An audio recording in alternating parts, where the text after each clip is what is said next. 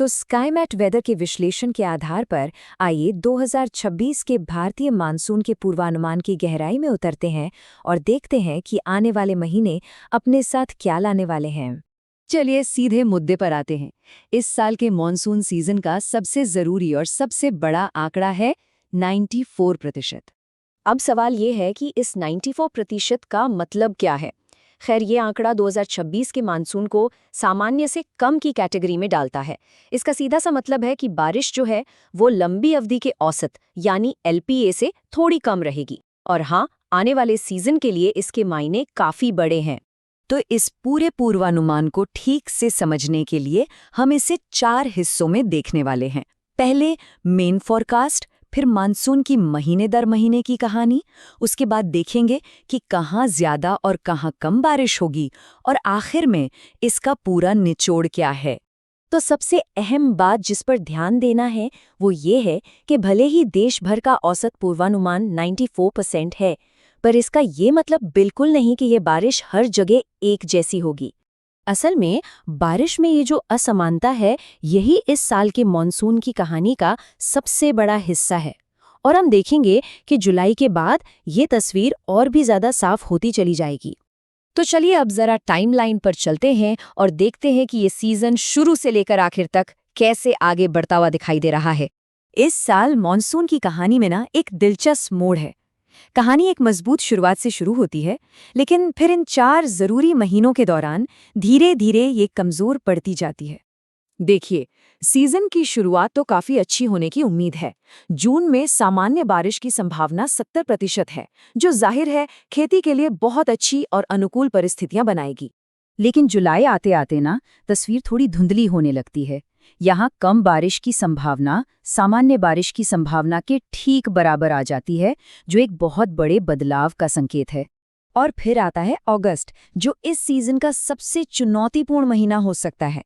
अनुमान है कि कम बारिश की संभावना बढ़कर 60% तक पहुंच जाएगी। अब इस कमजोरी के पीछे की वजह क्या है? खैर, वजह है अल नीनो का बढ़ता हुआ प्रभाव। ये प्रशांत महासागर में एक मौसमी पैटर्न है जो, जैसा हम जानते हैं, भारत में मॉनसून को काफी कमजोर कर सकता है। मॉनसून की ये कमजोरी सितंबर में और भी तेजी से बढ़ती है। यहाँ तो महीने भर कम बारिश की संभावना 70% तक पहुंच जाती है। ये एक बहुत बड़ा आंकड़ा है। और इस पूरे पैटर्न का एक ही मतलब निकलता है, बारिश का मौसम शायद जल्दी खत्म हो जाए।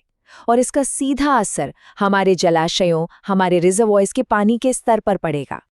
तो अब सवाल ये उठता है कि अगर मानसून इतना असमान है, तो फिर देश के किन हिस्सों में ज्यादा बारिश देखने को मिलेगी और कौन से हिस्से सूखे रह सकते हैं।